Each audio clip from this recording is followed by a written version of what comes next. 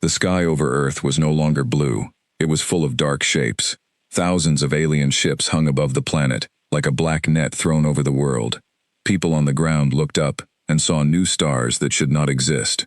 Those stars did not twinkle. They moved. It had started 3 days ago. A single alien scout ship had appeared near the orbit of Mars. Earth's deep space sensors picked it up within minutes. The ship did not answer any messages. It did not slow down.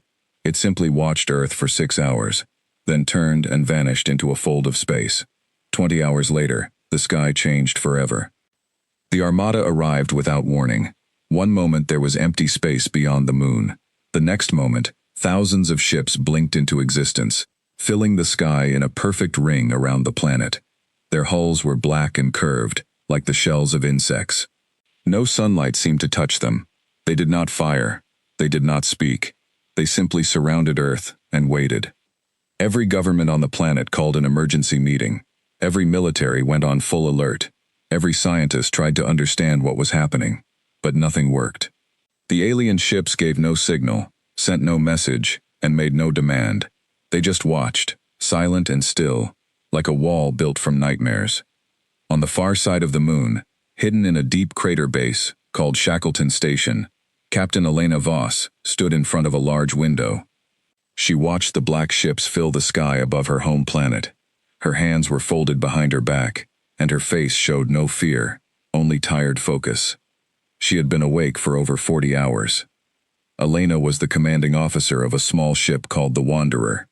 It was not a warship. It was an old exploration vessel, built 20 years ago to study deep space and search for signs of other civilizations. It had no heavy weapons. It had no shields strong enough to survive a real battle. It was slow, old, and covered in patches from years of hard use. Most people at Shackleton Station had almost forgotten it existed. But Elena had not forgotten. She had spent the last 15 years of her life inside that ship, exploring the edges of the solar system, studying strange signals from deep space, and slowly learning things that no one else knew. She was the only person alive who had personally seen evidence of the species now surrounding Earth. 5 years ago, while exploring near the Kuiper Belt, the Wanderer had picked up a strange transmission. It was not in any human language. It repeated over and over, like a warning. Elena had spent years trying to translate it. She never told anyone what she found, because for a long time, she did not believe it herself. Now, watching the black ships hang silently above Earth, she finally understood.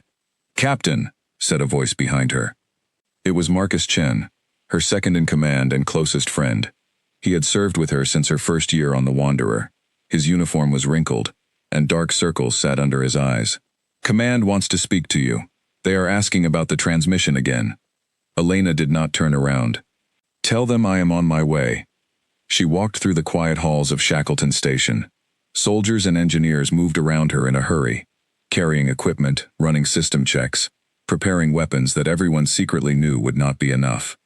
Earth's combined military forces had only 40 warships in orbit. The alien armada above them numbered in the thousands. It was not a fair fight. It was not a fight at all. In the command center, a large room filled with screens and holographic displays, General Marcus Reyes stood at the center table.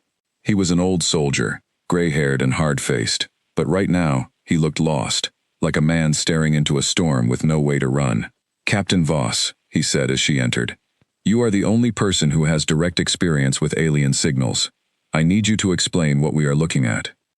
Elena stepped forward and looked at the main screen. It showed a live image of the Armada.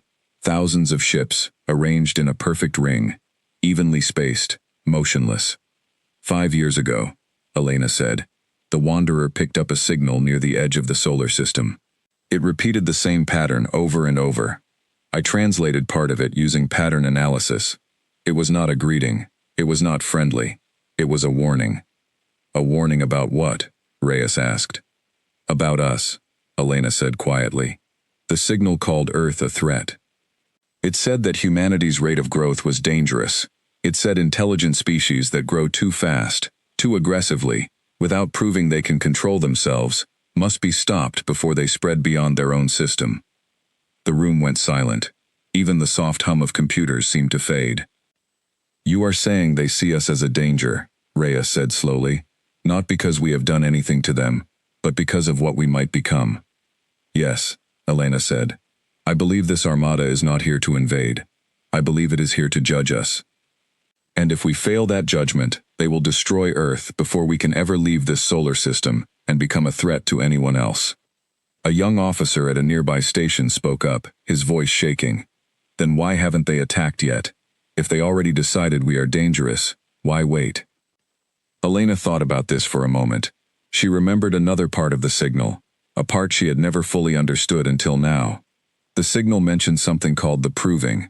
I believe it is some kind of test. They may be waiting to see how we respond to their arrival. Whether we panic, whether we attack first, whether we show them we can be trusted, or whether we prove their fears correct. General Reyes rubbed his face with both hands. So if we launch our 40 ships at them right now, in fear, we might be sealing our own fate. That is my belief, yes, Elena said. And if we do nothing? I don't know, Elena admitted. But I believe someone has to make contact. Someone has to show them we are not just a mass of frightened animals ready to strike. Someone has to prove that humanity can act with courage and control, even when it is afraid. Reyes looked at her for a long moment. Are you volunteering, Captain? Elena did not hesitate. Yes, sir. Around the room, other officers began to protest. The Wanderer was not built for this. It had no real weapons, no strong shields, nothing that could survive even a single hit from an alien warship. Sending it out alone, right into the mouth of the Armada, seemed like suicide. But Elena had already made up her mind. She had spent 5 years studying that signal in secret, trying to understand it, trying to prepare for a day she hoped would never come. Now that day was here, and she was the only person on Earth who truly understood what was happening. General, she said, if we send warships out there, armed and ready for battle, we confirm every fear in that message. We prove that we are exactly what they think we are, a species ready to lash out the moment we feel threatened. But if we send an unarmed ship, slowly, calmly, without any weapons raised, we send a different message. We show them we are willing to talk before we are willing to fight. Reyes was silent for a long time. Around him, his officers waited for an answer, none of them sure what the right answer even was. Finally he nodded, slow and heavy, like a man agreeing to something he did not want to agree to. Approved, he said. But Captain, if anything goes wrong out there, we will not be able to save you. Once you cross past our defense line, you're on your own. I understand, Elena said. She left the command center and walked quickly to the hangar bay, where the Wanderer waited. Marcus followed close behind her, his face tight with worry. Elena, he said as they walked, you don't have to do this alone. Let me come with you. Elena stopped and turned to face him. I need someone I trust to lead the crew that stays behind, Marcus. If something happens to me, Earth still needs people who understand what I know. I need you here, keeping that knowledge alive. Marcus wanted to argue, but he could see in her eyes that her decision was final. He had known her long enough to understand when there was no point in arguing. Then at least take this, he said, pulling a small data drive from his pocket. It has copies of all your research, everything you've translated so far. If you make contact, if there's any real conversation, you'll need it. Elena took the drive and nodded her thanks. The Wanderer's crew was small, only 12 people, and most of them had served together for years. When Elena told them what was about to happen, no one asked to leave. Every single one of them chose to stay on board, to fly straight toward the alien armada with their captain. As the ship's engines powered up, Elena stood in the cockpit and looked at the view screen. Ahead of her, past the edge of Earth's small orbital defense line, the black wall of alien ships filled space like a living shadow. Thousands of eyes, watching, waiting, ready to decide the fate of every person on the planet below. She placed her hand on the ship's old control panel, feeling the familiar hum of the engines beneath her fingers. This ship had carried her across the solar system for 15 years. It had shown her strange stars, quiet planets, and the first proof that humanity was not alone in the universe. Now it would carry her into the most important moment of her life. All stations, report status, Elena said into the comm. One by one, her crew reported ready. Engineering, navigation, communications, life support. Every voice was steady, even though every person knew what they were flying toward. Elena took a deep breath and looked out at the black ships surrounding her home planet. Behind her, Earth turned slowly, blue and green and fragile, unaware that its fate rested on the next few hours. "Set course," Elena said quietly, "straight into the Armada." The Wanderer lifted off from Shackleton Station, small and old and unarmed, and began its slow journey toward the thousands of alien warships waiting in the darkness above Earth. Behind her, Marcus watched from the hangar bay window until the ship became a small dot of light, then disappeared completely into the vastness of space. On every screen across Earth, people watched in stunned silence as news channels broadcast the image live. A single small ship, moving alone, straight toward an armada that could destroy it in an instant. No weapons raised, no fear shown. Just one ship, moving forward, carrying the hope of an entire planet on its old and tired frame. The Armada did not move.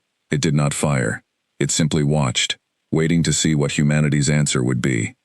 And Elena Voss flew straight toward it, ready to give that answer herself. The Wanderer moved slowly through the dark, empty space between Earth's last defense line and the edge of the alien Armada. Every second felt like an hour. On the bridge, Elena Voss sat in her captain's chair, watching the black wall of enemy ships grow larger and larger on the main screen. Behind her, the crew worked quietly at their stations. No one spoke unless they had to. The only sound was the soft hum of the engines and the steady beeping of the sensors, counting down the distance between the ship and the Armada. "Range to nearest alien vessel, 5,000 kilometers," said Arya Kapoor, the ship's young navigator. Her voice was calm, but her hands shook slightly as she typed on her console. "Continue forward," Elena said. "Keep our speed steady." No sudden movements. She knew that any fast change in direction or speed could be read as an attack. She had studied the translated signal for years, and one thing was very clear. Fear caused violence, and violence caused destruction. If the Wanderer wanted to survive this meeting, it had to move with calm and open intention, like a person walking toward a dangerous animal with empty, open hands. "Range, 3,000 kilometers, Arya said. The alien ships up close were even stranger than they looked from far away. Their black hulls seemed to drink in the light around them, showing no reflection, no shine, nothing but deep shadow shaped into the form of massive vessels. Some of them were as large as small moons, others were smaller, fast-looking, clearly built for combat. All of them remained silent and still, watching the tiny human ship approach. "Captain," said Devon Marsh, the ship's communications officer, "I'm still not picking up any signal from them. No response to our hailing frequencies. Nothing." "Keep trying," Elena said. "They may be waiting to see if we come close enough to matter." The Wanderer continued forward, small and slow, surrounded on all sides now by the massive shapes of alien warships. It felt like sailing a tiny boat into the middle of an ocean filled with sleeping giants, each one large enough to crush the little vessel without even noticing it was there. "Range, 1,000 kilometers, Arya said, her voice tighter now. "Captain, we are now fully inside their formation. We are surrounded." Elena looked at the screen. The Wanderer was now deep inside the ring of alien ships, closer to the center of the Armada than any human vessel had ever been. If the aliens decided to attack now, there would be no escape, no warning, just an instant end. "Hold position," Elena said. "Devon, try broadcasting the translated signal back to them. Show them we understand at least part of their message." Devon's fingers moved quickly across his console. "Broadcasting now, Captain." For a long, silent moment, nothing happened. The alien ships remained motionless, dark and silent against the stars. Elena felt her heart pounding in her chest, but she kept her face calm, knowing her crew was watching her for strength. Then, suddenly, every screen on the bridge flickered. "Captain, we have an incoming transmission," Devon said, his voice full of surprise. It's coming from the central ship, the big one at the heart of the formation." "Put it through," Elena said. The main screen changed. Instead of the starfield and dark ships, a new image appeared. It showed the inside of a massive control room, filled with strange technology and dim purple light. In the center of the image stood a tall figure, humanoid in shape but clearly not human. Its skin was a deep gray color, almost like stone, and its eyes glowed faintly with a pale blue light. It wore dark armor, covered in patterns that looked like circuit lines. "Human vessel," the figure said. Its voice was deep and echoing, translated by some system into words the crew could understand, though the tone remained strange and cold. "You have entered the proving ground. Explain your presence." Elena stood up from her chair, straightened her uniform, and stepped forward so the alien could see her clearly on the transmission. "My name is Captain Elena Voss, of the Earth Exploration Vessel. Wanderer. We have come without weapons, without hostile intent, to speak with you and understand why your fleet surrounds our planet." The alien figure tilted its head slightly, as if surprised by her directness. "You know of the proving?" "I know your warning," Elena said. "I received part of your transmission 5 years ago, near the edge of our solar system. I have spent years trying to understand it. I believe you fear what my species may become. I have come to answer that fear, not with weapons, but with words." There was a long pause. The alien figure studied her through the screen, its glowing eyes narrowing slightly. Around Elena, her crew held their breath, waiting. "I am Thalrex," the alien finally said, "Fleet Commander of the Crotharn Dominion. We have observed your species for many of your years. Your kind grows fast. Your kind fights among itself, yet also unites quickly when threatened. Your kind builds weapons of great destruction, yet also builds tools of great healing. You are unpredictable." "Every young species is unpredictable," Elena said, "but unpredictable does not mean dangerous. It means we are still growing, still learning. Do you judge every young species this way, by surrounding their home world with warships?" Thalrex's expression was hard to read, his stone-like face showing little emotion, but something in his glowing eyes shifted, like a flicker of thought. "The Crotharn Dominion has seen many young species destroy themselves, or destroy others, once they gain the power to reach beyond their home world.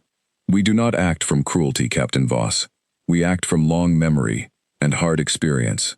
The proving exists to test whether a species deserves the chance to grow further, or whether it must be stopped before it becomes a danger to others." "And what does this test involve?" Elena asked, though part of her already feared the answer. "It has already begun," Thalrex said. "The moment our fleet arrived, your species was given a choice. Attack, driven by fear and pride, and prove yourselves a threat that must be removed. Or wait, driven by wisdom and control, and prove yourselves capable of joining the greater community of civilized worlds." Elena felt a chill run through her. Every military leader on Earth had spent the last 3 days arguing over whether to attack the Armada. If even one nation had launched an assault before now, the fate of the entire planet might already have been sealed. "You sent one ship forward," Thalrex continued, "unarmed, calm, seeking words instead of war. This is unusual. Most young species we have tested either attacked immediately or hid in fear and silence, refusing to make contact at all. You have done neither. We are not the whole of Earth," Elena said carefully. "There are people on my planet right now who want to fight you, out of fear for their families and their home. There are people who want to hide, hoping you simply go away. But I believe the true strength of my species is not shown by our fear, but by our choice to face difficult truths directly, even when we are afraid." Thalrex stepped closer to whatever device was capturing his image, his glowing eyes fixed intently on Elena. "You speak with confidence, Captain, for someone standing in the heart of a fleet that could destroy your entire species within minutes." "I am afraid," Elena admitted honestly. "Every person on this ship is afraid, but fear does not have to control our actions. That is the lesson my species is still learning, Commander Thalrex. Perhaps that is also the lesson you are here to test." For a long moment, silence filled the bridge. Thalrex studied her, unmoving, his expression unreadable. Elena's crew waited, tense and still, watching the exchange that would decide the fate of their entire world. Finally, Thalrex spoke again. "The proving is not decided in a single conversation, Captain Voss. It requires more than words. It requires action, under pressure, under true danger. I will grant your species a chance to prove its claim of wisdom and control. But know this. Many tests remain, and many of your kind will not survive them. What must we do? Elena asked. For now, Thalrex said, your ship will be allowed to remain within the proving ground, unharmed, so long as it makes no aggressive action. But soon, a true test will come, one that will decide the fate of your entire world. Prepare your people, Captain. The next stage of the proving begins soon, and it will not be gentle. The transmission ended abruptly, the screen returning to the starfield and the silent black ship surrounding the Wanderer.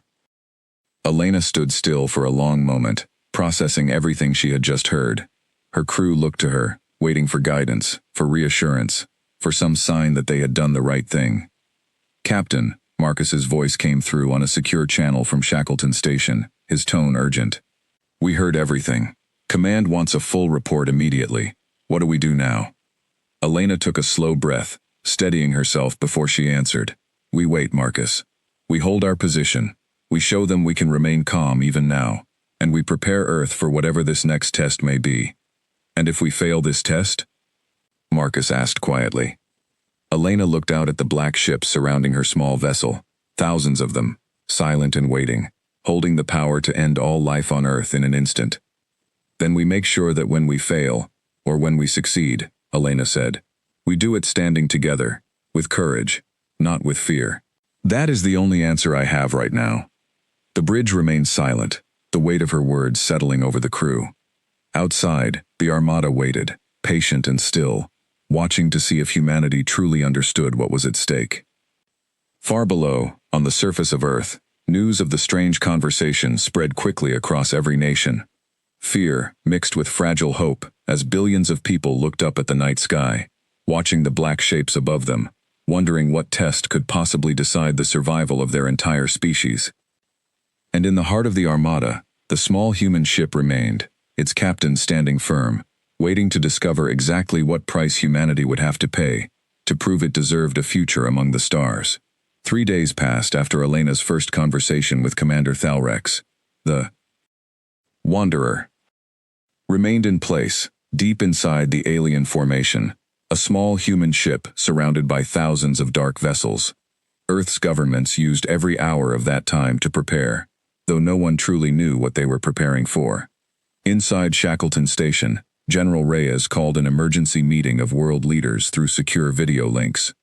Screens filled the command center, showing tired faces from every corner of the planet. Presidents, prime ministers, generals and scientists all listened as Marcus Chen explained everything Elena had reported from the heart of the Armada. They call it the proving, Marcus said. A test to decide whether humanity is allowed to survive and grow, or whether we are too dangerous to be left alone. Captain Voss believes the first stage was about how we would react to their arrival.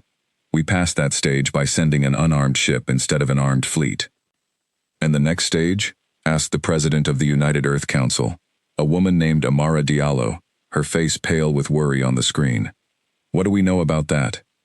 Nothing yet, Marcus admitted. Commander Thalrex said it would come soon, and that it would not be gentle. That is all we have. The room fell into tense discussion. Some leaders wanted to use the time to secretly build up their weapons, preparing to fight back if the aliens attacked. Others argued that any sign of secret military buildup could be seen as a betrayal of the calm approach that had worked so far. The arguments grew loud and heated, fear pushing people toward old habits of suspicion and defense. It was Elena, watching the meeting from the Wanderer, through a video link, who finally spoke up and silenced the room. Listen to yourselves, she said, her voice sharp and clear. We are still arguing, still fighting each other, even now, with an armada capable of destroying our entire planet, sitting right above us. If this is truly a test of our wisdom, we are failing it right now, in this very room. The leaders on the screen went quiet, some looking ashamed, some still angry, but all of them listening. We do not know what the next test will be, Elena continued. But I believe, based on everything I have learned about the Crawdarn Dominion, that it will test not just our courage, but our unity. Species that fall apart under pressure, that turn on each other out of fear, prove exactly the kind of danger the Crawdarn fear most. We must show them something different. Amara Diallo nodded slowly. Then what do you suggest, Captain? For now, we wait, and we prepare our people, not our weapons, Elena said. We tell the truth about what is happening. We ask every nation to work together, openly, instead of secretly building forces against each other, or against them. If the test comes, we should face it as one species, not as divided nations. The meeting ended with an uneasy agreement. World leaders promised to share information openly, to avoid secret military actions, and to prepare civil defense and cooperation, instead of hidden aggression. It was not a perfect agreement. Old rivalries and suspicions did not disappear overnight, but it was a start, a small step toward the unity Elena had asked for. 2 days later, the next test began. It started with a strange energy reading, detected across the entire solar system. Every scientist monitoring the Armada noticed it at the same time, a massive buildup of power coming from deep within the alien formation, far beyond the Wanderer's position. Captain, Arya said from her station on the bridge, her voice tight with alarm. We are picking up a huge energy spike from the center of the Armada. It's like nothing we've seen before. Elena moved quickly to the sensor display. The reading showed a massive structure, larger than any single ship in the fleet, powering up somewhere deep in the heart of the formation. Devon, try to raise Commander Thalrex. I need to know what's happening. Before Devon could respond, the main screen flickered again, showing Thalrex's image, his stone-gray face, illuminated by the dim purple light of his command room. Captain Voss, he said, his tone more serious than before. The second stage of the proving is about to begin. Listen carefully, for the survival of your species may depend on your understanding. We're listening, Elena said, standing firm despite the fear rising in her chest. Deep within our fleet, we have constructed a trial chamber, Thalrex explained.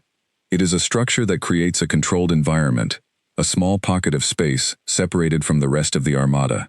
Inside it, a true test of your species' character will take place. 10 volunteers from your world will be brought into this chamber.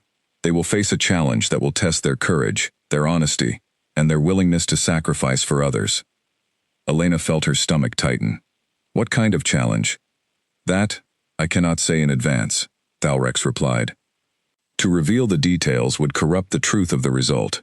But know this, the choices your people make inside that chamber will decide whether the Crotharn Dominion sees Earth as a species worthy of survival, or a species too selfish and cruel to be allowed to grow among the stars. 10 volunteers, Elena repeated. From all of Earth? How are they chosen? That choice belongs to your species, Thalrex said. You have 6 hours to select 10 individuals and bring them to the coordinates I will transmit. If no one arrives, the proving will end in failure, and the consequences will be severe. The transmission ended, leaving Elena and her crew staring at the empty screen, the weight of the moment pressing down on all of them. Word spread across Earth within minutes. Panic and confusion swept through every nation, as people struggled to understand what was being asked of them. Governments scrambled to organize a response, but time was short, and fear made careful thinking difficult. Marcus contacted Elena directly, his voice strained with worry. Elena, we have a serious problem. Nations are already arguing over who should be chosen. Some want soldiers, some want scientists, some are refusing to send anyone at all, afraid it's a trap. Elena closed her eyes for a moment, thinking carefully. Then an idea began to form, one that felt both terrifying and right. Marcus, she said, ask for true volunteers, not chosen by governments, not selected by rank or skill, but people who choose, freely and without pressure, to step forward and represent humanity. That is the only way this can mean anything. If we force people to go, we prove nothing about our character. If people choose to go, freely, understanding the danger, that says everything about who we truly are. Marcus relayed the message immediately. Within the hour, a global broadcast went out across every nation on Earth, explaining the situation honestly, and asking for volunteers who understood they might not return. What happened next surprised even Elena. Thousands of people stepped forward. Doctors who had spent their lives healing others, soldiers who had already faced death many times, teachers, parents, scientists, farmers, students, people from every corner of the world and every walk of life. all offering to represent humanity in a test whose danger they could not fully understand. From these thousands, 10 were finally chosen, not by rank or power, but through a careful process meant to represent the full diversity and spirit of the human race. Among them was a young doctor from Nigeria named Adaeze Obi, who had spent years treating patients in dangerous conflict zones. There was an elderly fisherman from Japan named Hiroshi Tanaka, who had survived a great tsunami and rebuilt his village with his own hands. There was a former soldier from Ukraine named Oksana Petrenko, who had lost her entire family in war, but chose forgiveness over hatred. 7 others joined them, each carrying their own stories of courage, loss, and hope. Elena watched from the Wanderer as a small transport ship carried the 10 volunteers toward the coordinates given by Thalrex, deep within the Armada. Her heart ached with worry for these strangers, who had chosen to risk everything for a planet full of people they would likely never meet. "Captain," Arya said quietly, watching the transport ship on the sensors, "they've reached the coordinates. The trial chamber is opening." On the screen, a massive section of the alien formation began to shift, ships moving apart to reveal a strange structure at the center, glowing with soft purple light. The small human transport ship moved slowly toward it, disappearing into the light as the chamber opened to receive them. Elena stood on the bridge of the Wanderer, watching the spot where the transport ship had vanished, her hands clenched tightly at her sides. There was nothing more she could do now but wait, and hope that the 10 brave souls who had volunteered would prove, in whatever trial awaited them, exactly what kind of species humanity truly was. Far below on Earth, billions of people watched the same image on their screens, holding their breath together as one, waiting to learn the fate of the 10 strangers who now carried the hope of an entire world on their shoulders. The Armada remained silent and still, waiting, as it always did, patient and unmoving, ready to judge whatever truth the trial chamber revealed. Inside the trial chamber, the 10 human volunteers found themselves standing in a strange, wide room, with soft purple light glowing from every wall. There were no visible doors, no windows, only smooth, curved surfaces that seemed to breathe faintly, like the inside of some giant living creature. The air felt heavy, thick with an energy none of them could name. Adaeze Obi, the young doctor from Nigeria, was the first to speak. "Is everyone all right? Anyone hurt?" The others checked themselves and each other. Hiroshi Tanaka, the old fisherman, nodded slowly, his weathered face calm, despite the strange surroundings. "We are well," he said, "but where are we? And where is the ship that brought us here?" Before anyone could answer, a voice filled the chamber, deep and echoing, though no source could be seen.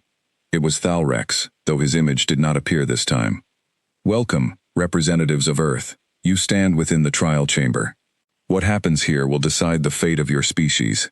The 10 volunteers exchanged worried glances, but none of them spoke, waiting to hear what would be asked of them. "The test is simple to explain, though difficult to endure," Thalrex continued. "Before you lies a choice. Only 5 of you may leave this chamber alive.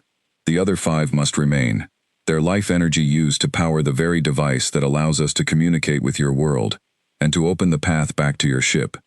This is not our cruelty, representatives of Earth.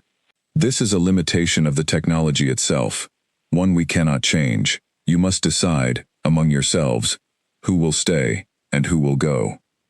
A heavy silence fell over the group. The purple light around them flickered slightly, as if reacting to their fear.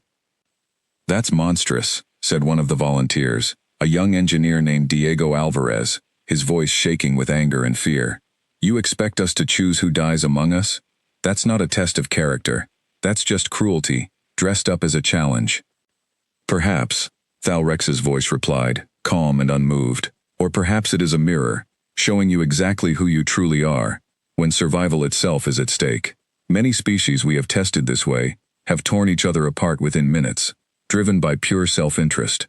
We are simply watching." The volunteers stood in stunned silence, the horror of the situation settling over them like a heavy weight. Oksana Petrenko, the former soldier who had lost her family in war, was the first to break the silence, her voice steady despite the fear in her eyes. "We will not fight each other," she said firmly. I did not survive war and loss just to watch my own people tear themselves apart in front of monsters who wish to see us fail. Then how do you propose we decide?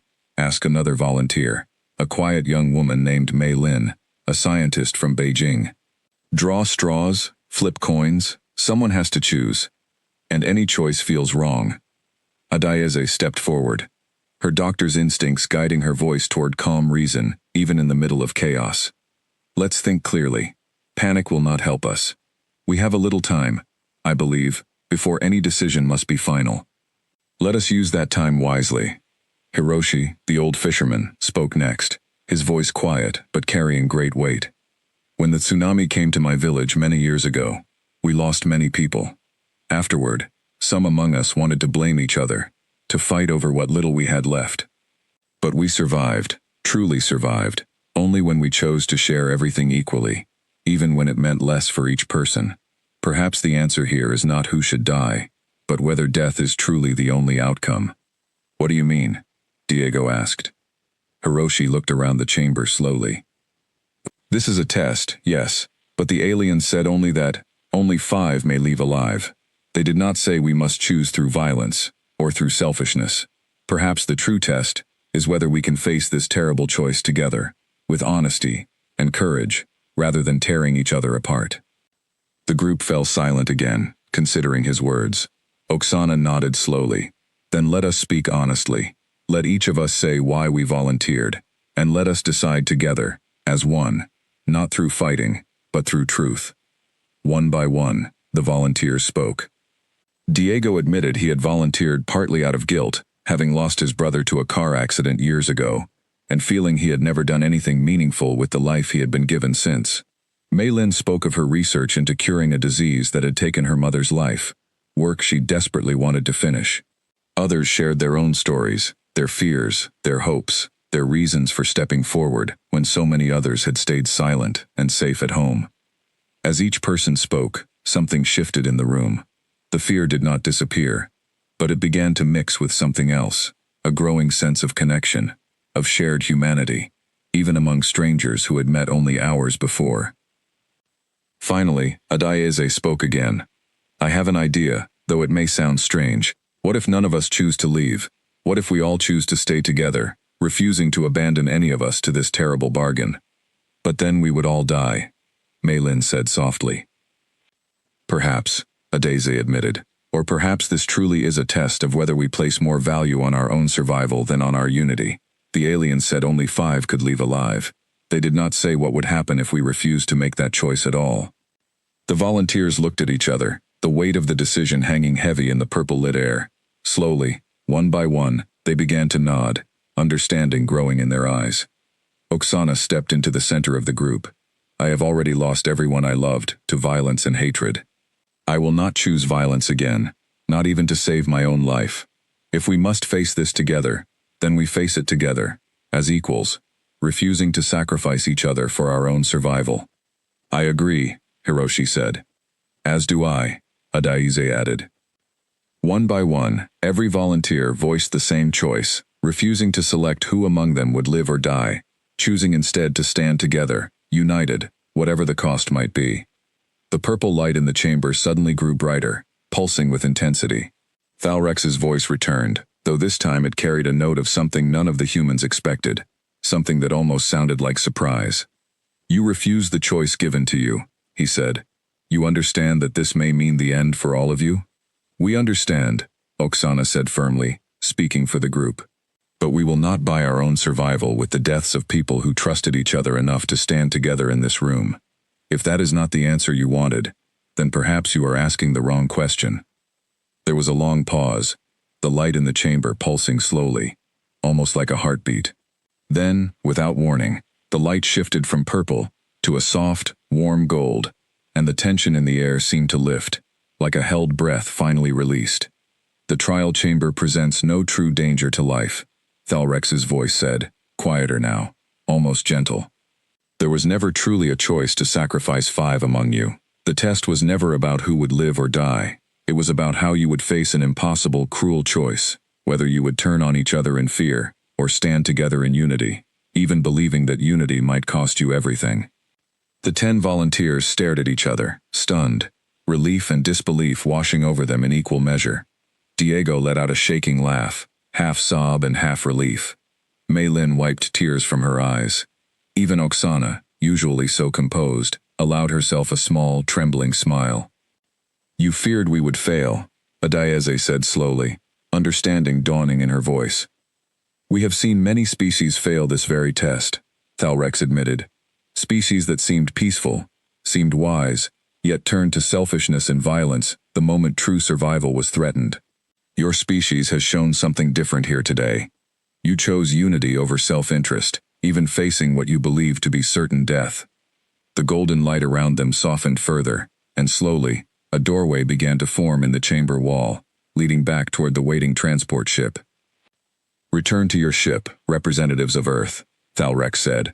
"You have passed the second stage of the proving.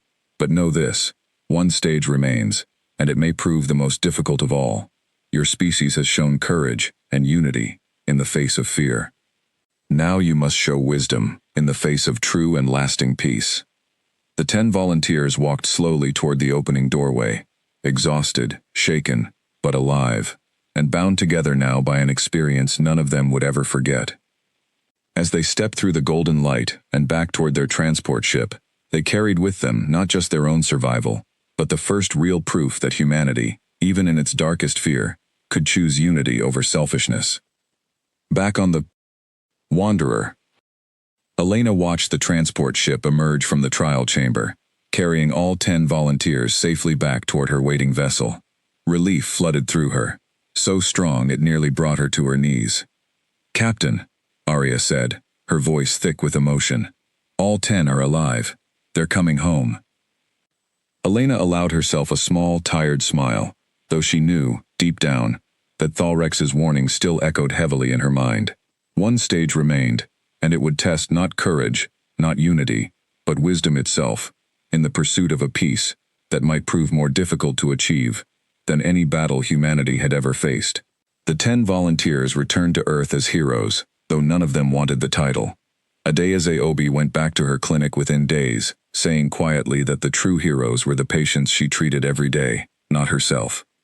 Hiroshi Tanaka returned to his fishing village, where his neighbors greeted him with tears and warm meals, grateful he had come home safe. Oksana Petrenko began speaking publicly about the importance of unity, her words carrying more weight now than ever before, given what she had faced and chosen inside the trial chamber. But even as Earth celebrated the survival of its 10 representatives, a heavy tension remained. Thalrex's final warning echoed in every mind. One stage of the proving remained, and it would test wisdom in the pursuit of lasting peace.